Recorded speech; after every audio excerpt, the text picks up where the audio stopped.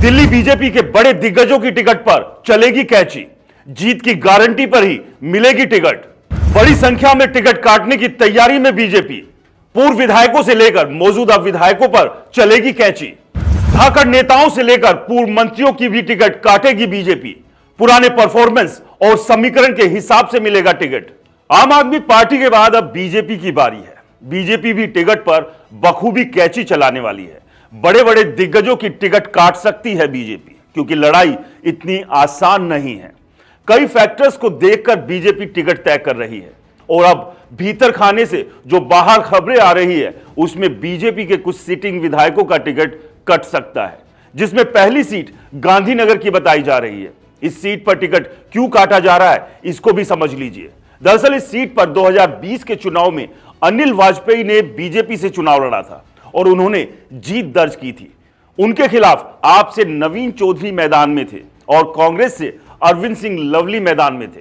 लेकिन मौजूदा समय में अरविंद सिंह लवली बीजेपी के बड़े नेताओं में शामिल हो गए हैं। जाहिर है अनिल वाजपेयी भी आम आदमी पार्टी से ही बीजेपी में आए हैं।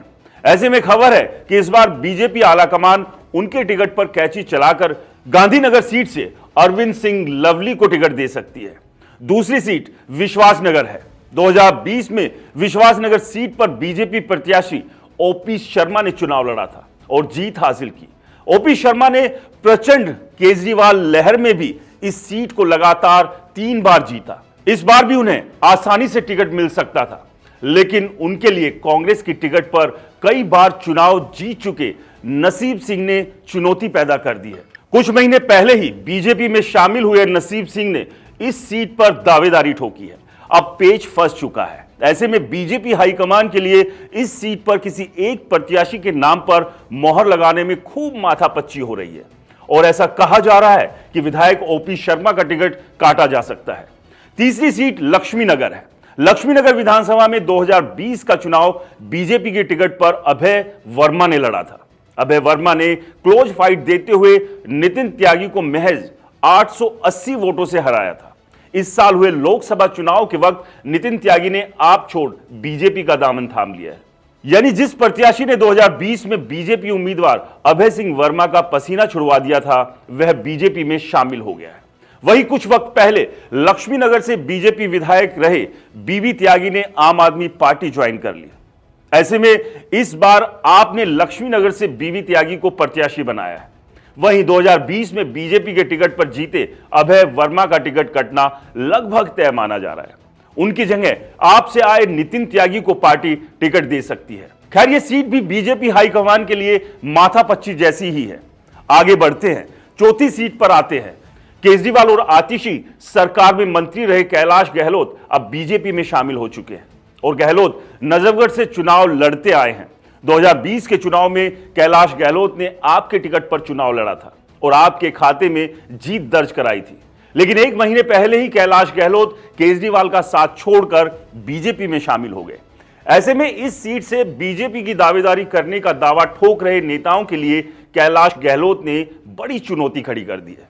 और वहीं बीजेपी में ही 2 और दावेदार हैं। कांग्रेस से बीजेपी में आए जैक्सन शर्मा भी नजफगढ़ से अपने बेटे के लिए टिकट की मांग कर रहे हैं। ऐसे ही इनेलो से बीजेपी में आई नीलम कृष्ण पहलवान भी नजफगढ़ सीट से टिकट का दावा ठोक रही है। ऐसी स्थिति में कैलाश गहलोत पड़ोस की बिजवासन सीट से लड़ने को भी तैयार है, लेकिन वहां से भी उन्हें मौजूदा पार्षद का विरोध झेलना पड़ रहा है। इसलिए बीजेपी के लिए किसी एक नाम को फाइनल करना फिलहाल चुनौतीपूर्ण बना हुआ है। अब 5वीं सीट पर आते हैं। दरअसल लोकसभा सांसद रह चुकी मीनाक्षी लेखी भी इस बार चुनाव के दंगल में कूद सकती है।